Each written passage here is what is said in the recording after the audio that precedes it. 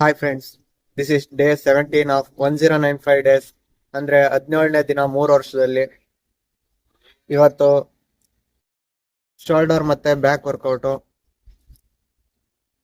ಇಷ್ಟು ದಿನ ನಾನು ಕಂಟಿನ್ಯೂಸ್ ಆಗಿ ವರ್ಕೌಟ್ ಮಾಡ್ತಾ ಇದ್ದೆ. ಆದ್ರೆ 3 ದಿನ ಗ್ಯಾಪ್ ಕೊಟ್ಟು ನೆಕ್ಸ್ಟ್ 3 ಡೇಸ್, ಲಾಸ್ಟ್ 3 ಡೇಸ್ ಇಂದ ಕಂಟಿನ್ಯೂಸ್ ಆಗಿ ವರ್ಕೌಟ್ ಮಾಡ್ತಾ ಇದ್ದೀನಿ. ಅದರಿಂದ ನನ್ಗೆ ಗೊತ್ತಾಗಿದ್ದೇನು ಅಂದ್ರೆ, ಲಾಸ್ಟ್ 3 ಡೇಸ್ ಇಂದ ನಾನು ಯಾವ್ದೇ ಡಯಟ್ ಪ್ಲಾನ್ ಇಲ್ಲ.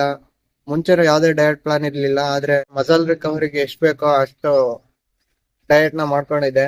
ಏನಂದ್ರೆ ಪ್ರೋಟೀನ್ಗೋಸ್ಕರ ಮೂಂಗ್ ದಾಲು ಅಂದ್ರೆ ಹೆಸರು ಕಾಳು, ಫ್ಯಾಟ್ಗೋಸ್ಕರ ಆಲ್ಮಂಡ್ಸ್ ಅಂದ್ರೆ ಬಾದಾಮು, ಮತ್ತೆ ಪ್ರೀ ವರ್ಕೌಟ್ ಮೀಲ್ಗೆ ಎರಡು ಬಾಳೆಹಣ್ಣು ಮತ್ತೆ 1/4 ಲೀಟರ್ ಮೊಸರು, ಮತ್ತೆ ಪೋಸ್ಟ್ ವರ್ಕೌಟ್ಗೆ ಅರ್ಧ 1 ಲೀಟರ್ ಹಾಲು ಮತ್ತೆ 1 ಬಾಳೆಹಣ್ಣು ತಗೊಂತಿದ್ದೆ.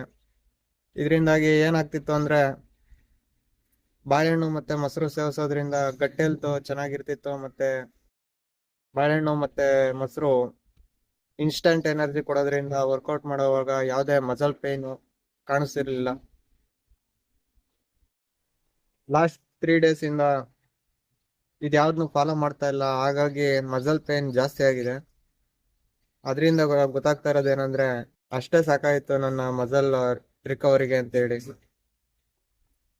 ಆದ್ರೂ ಇನ್ನೂ ಪ್ರಾಪರ್ ಡಯಟ್ ಪ್ಲಾನ್ ನಾನು ಇನ್ನೂ ರೆಡಿ ಮಾಡಿಲ್ಲ.